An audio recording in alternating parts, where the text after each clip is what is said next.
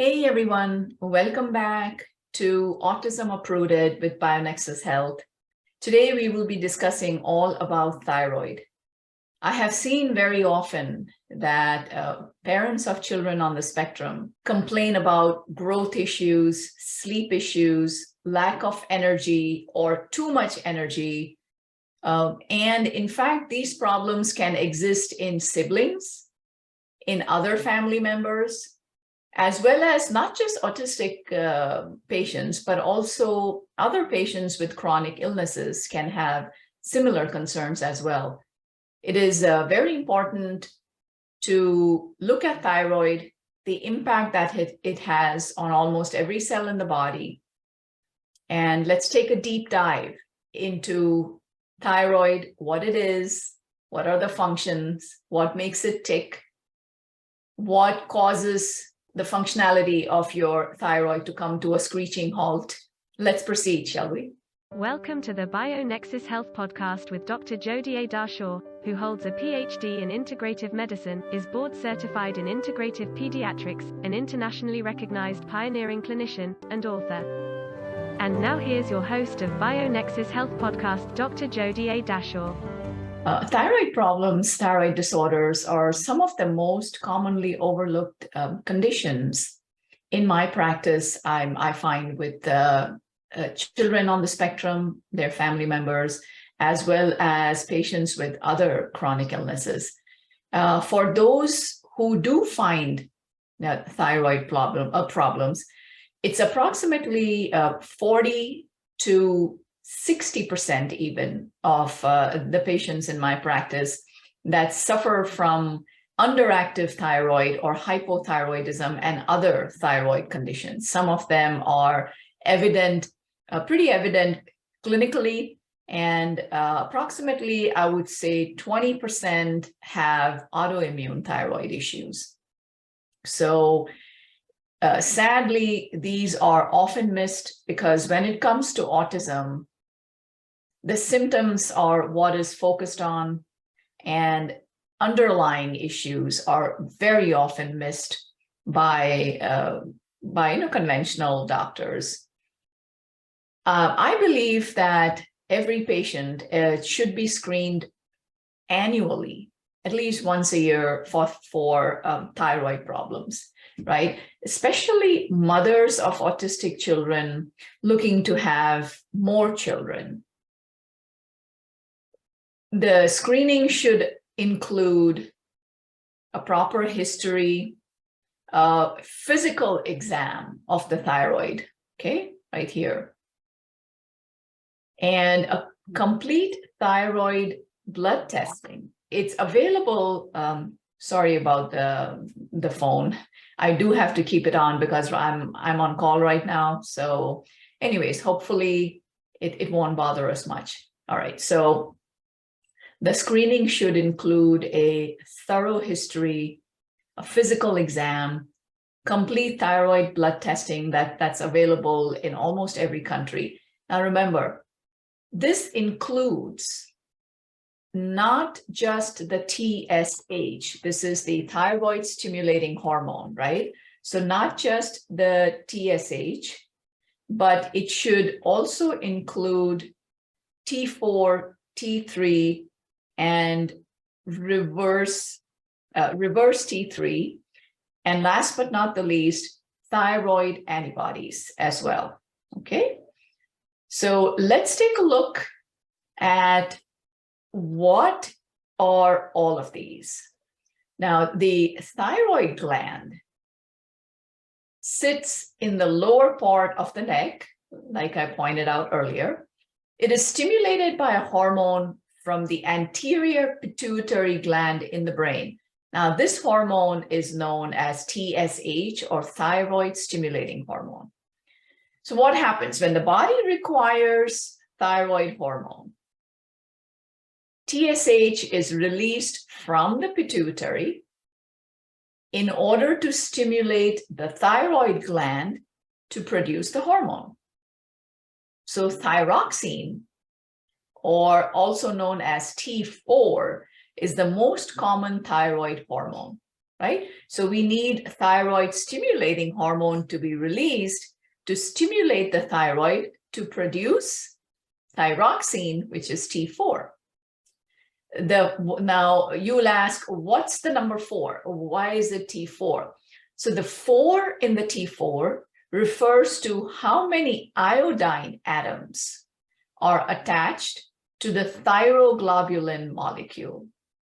Keep in mind, iodine atoms, right? Now, after T4 is released into the bloodstream, it is converted in the periphery of the body to either T3 or reverse T3. There's an enzyme, iodothyronine deiodinase, which is responsible for removing one atom of iodine from T4 in order to produce either free T3 or reverse T3. Remember, T4, 4 iodine atoms, T3, 3 iodine atoms. And the enzyme that I mentioned, the iodothyronine deiodinase, that is the one that removes one iodine atom, right? So let's talk about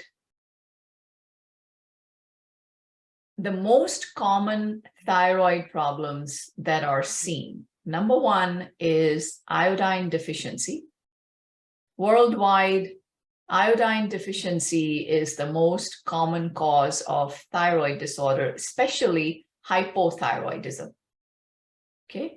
Now, the thyroid gland contains the largest concentration of iodine in the body.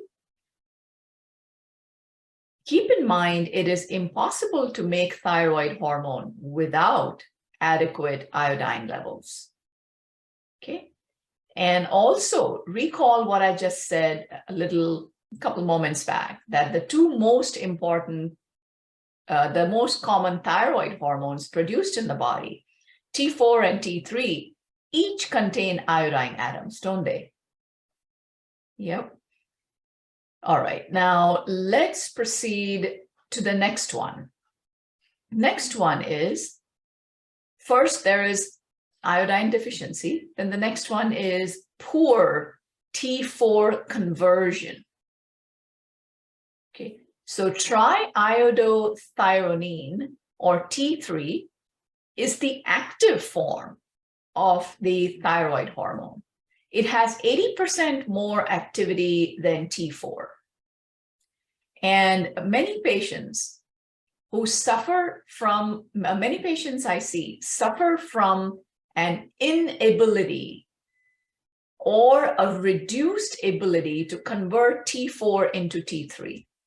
So that is why if testing does not include T4 and T3 levels, then it will be impossible to detect if the patient is a poor T4 converter, right? Because, people who are poor T4 converters will often have normal TSH and normal T4 levels, but T3 levels will be low. So simple blood test can give us that information.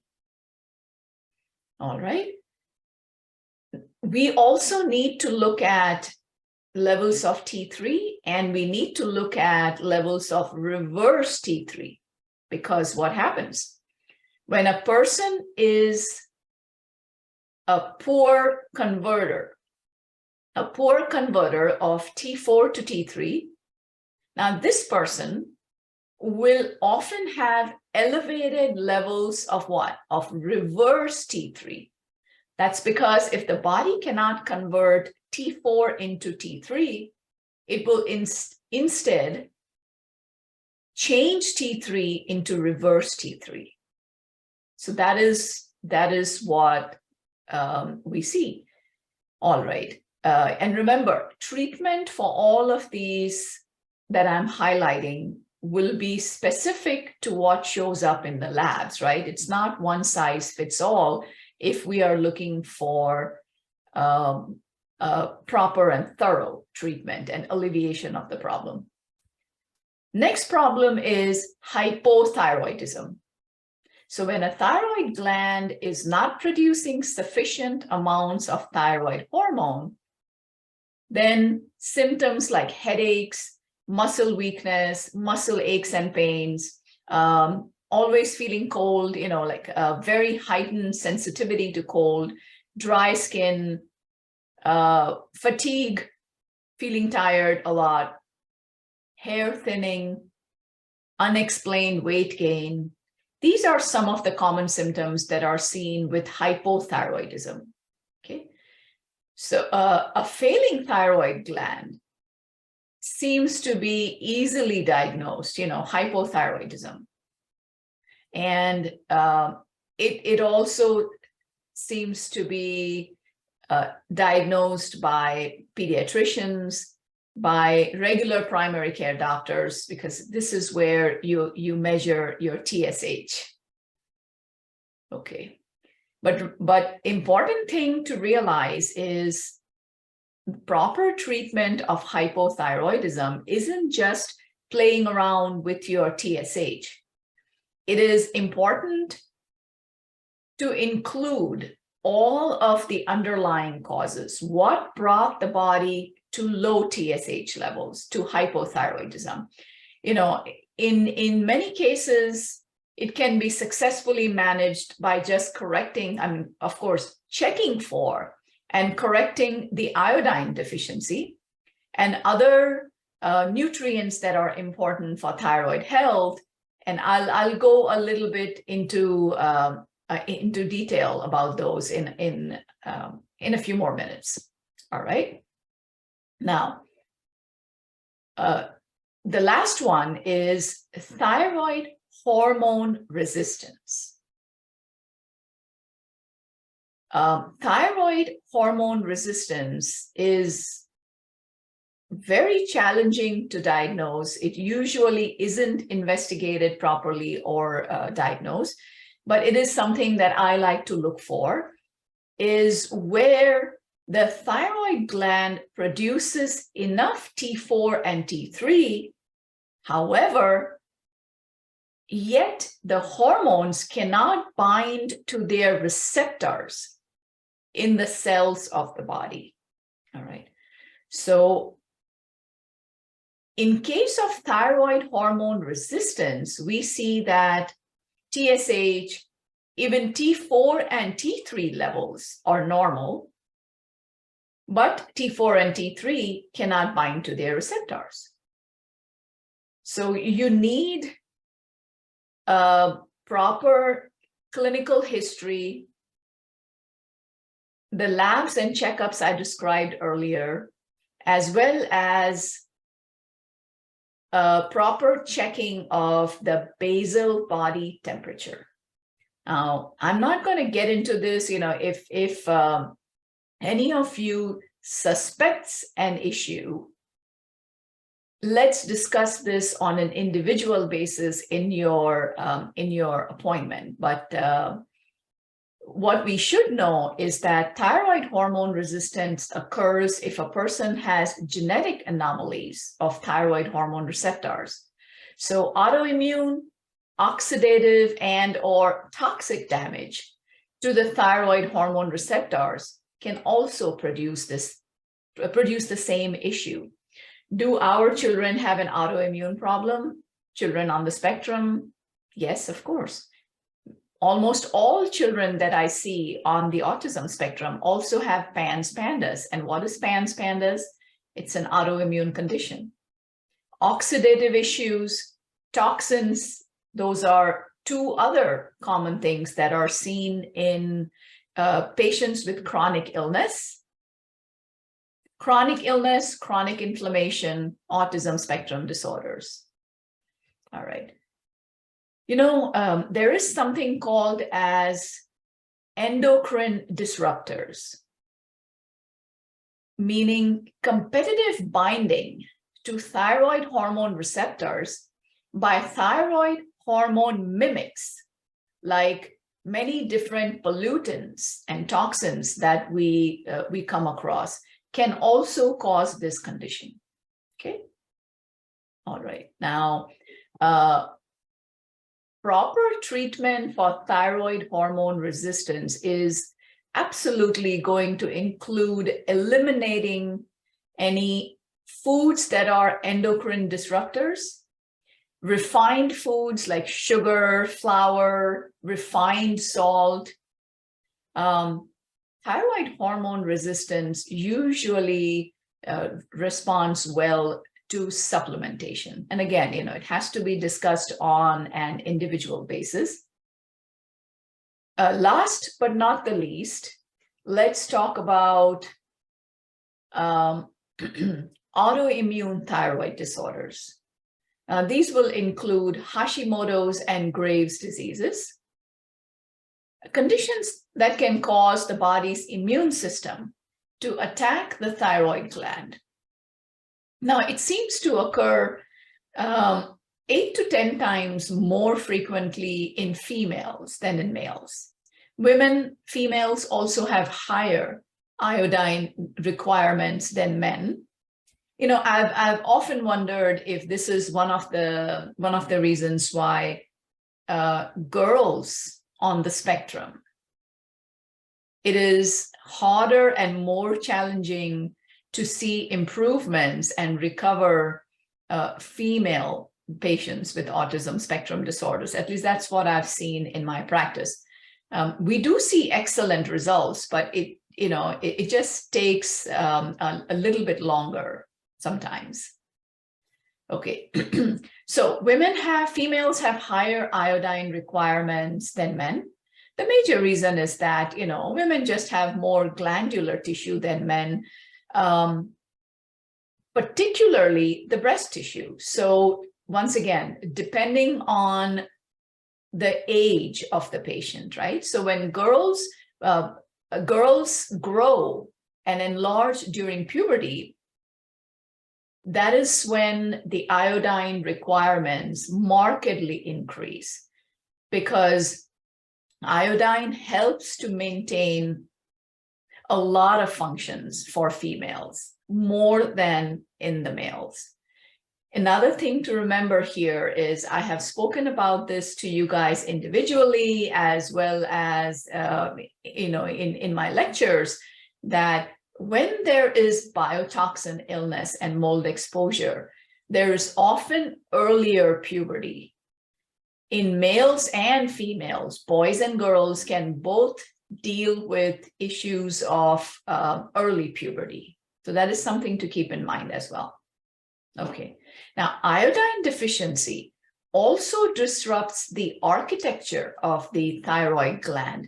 And when the architecture of the thyroid gland is disrupted, that can lead to autoimmune thyroid illness as well. Additionally, research has also shown that underlying Lyme disease, biotoxin illness, can lead to immune dysfunction, and one immune dysfunction being autoimmunity, and that could be another reason for autoimmune thyroid disorders. All right. The two most common antibodies that need to be measured, that can be measured in blood work, is TPO and TG. So TPO is thyroid peroxidase, and TG is thyroglobulin. Okay, so what can be done?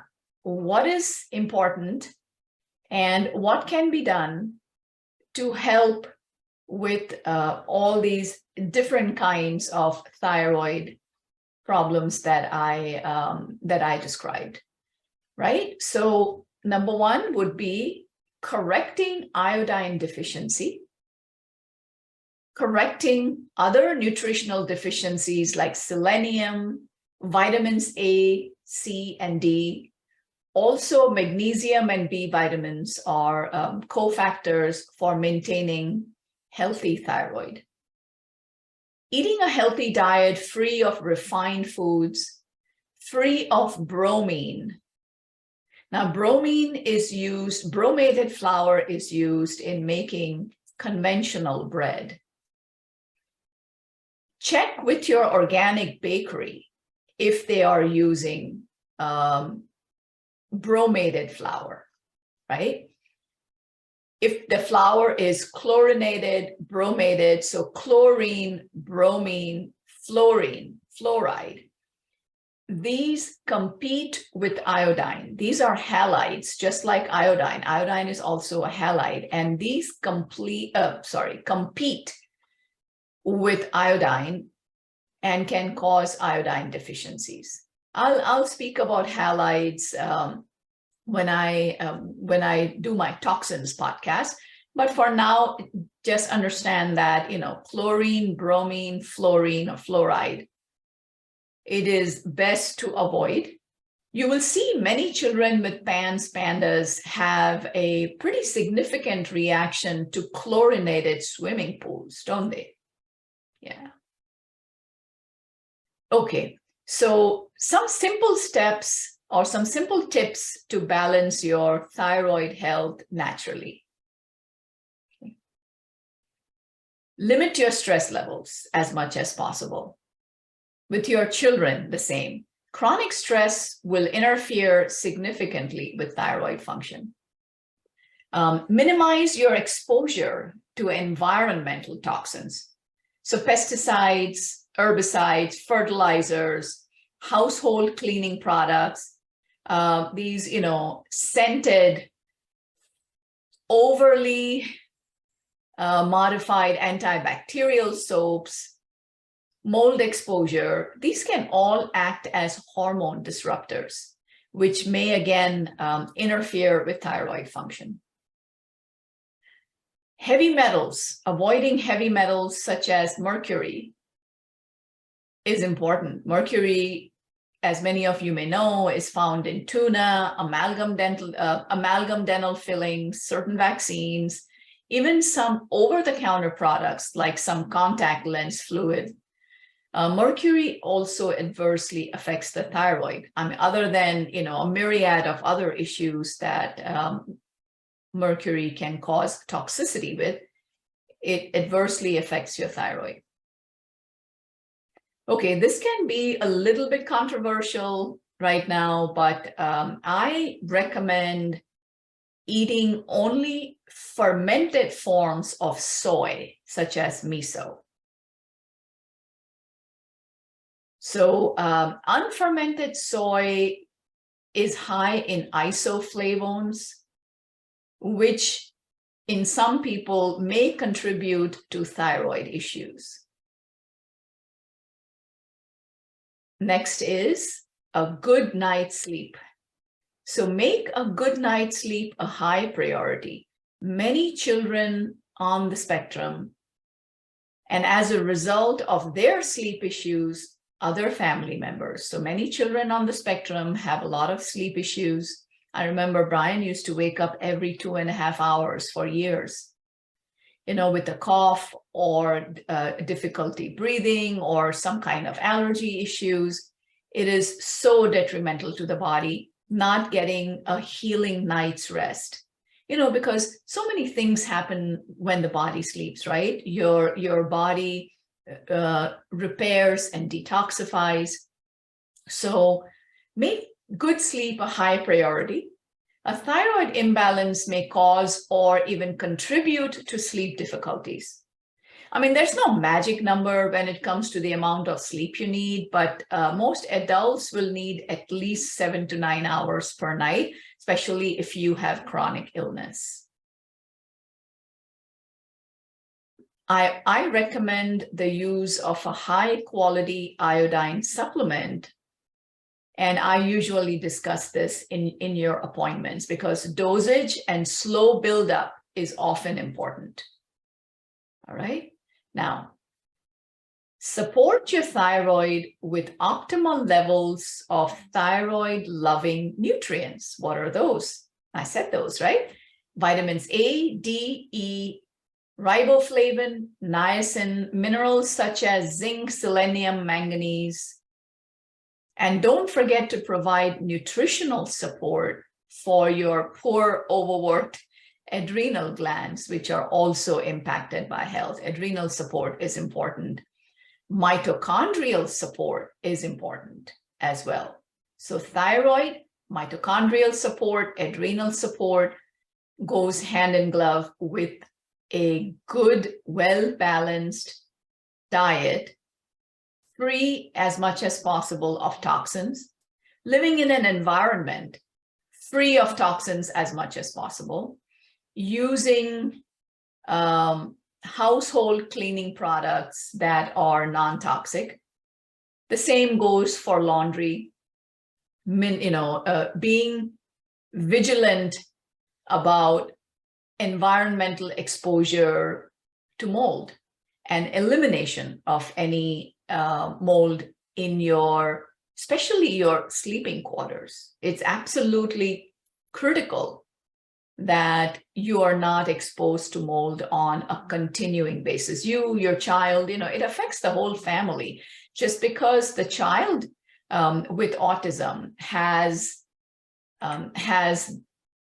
issues, right? All the obvious symptoms that you see, that doesn't mean that other family members are not affected. It is often a silent storm going on behind the scenes. And many of us just kind of, sweep it under the carpet saying that, oh, I'm stressed, I'm tired, I'm getting older. I have thyroid issues, because many siblings and family members of children on the spectrum do have thyroid issues. That's like I mentioned earlier. So I hope you found this information useful. There's no need to panic and start doing everything that I have suggested. It's important to listen to the podcast carefully, do your own research, discuss with your primary care. You can discuss with me, of course, anytime you like during your appointment. I'm always happy to help make sure that your entire family is healthy. All right, so I will see you guys next time. Remember to subscribe to the channel, and thank you for joining me today. Be well, keep smiling. Namaste. Thank you for joining Master Herbalist Dr. Jodie A. Dashore, Director of the BioNexus Health Clinic and BioNexus Herbals, on the BioNexus Health Podcast, where we explore and share information and stories about recovering and healing from chronic and environmental illnesses such as mold biotoxin illness, Lyme disease, autism spectrum disorder, fatigue, Crohn's and colitis, mast cell activation syndrome, PANS, and more. Please help us grow our message by subscribing to our podcast channel and sharing the podcast on your social networks. For more information, visit bionexushealth.com. Information within this video, audio, or text, collectively known as the podcast, has not been reviewed by the FDA. Nothing within the podcast is intended as or should be construed as medical advice. Information is for general informational and educational purposes only. Consumers of the podcast should consult with their healthcare practitioners for medical recommendations. Seek the advice of a qualified healthcare provider. Do not disregard the advice of a healthcare provider based on any information from the podcast. The information within the podcast may contain information concerning dietary supplements or over-the-counter products that are not drugs. Our dietary supplement products are not intended for use as a means to cure, treat, prevent, diagnose, or mitigate any disease or other medical or abnormal condition.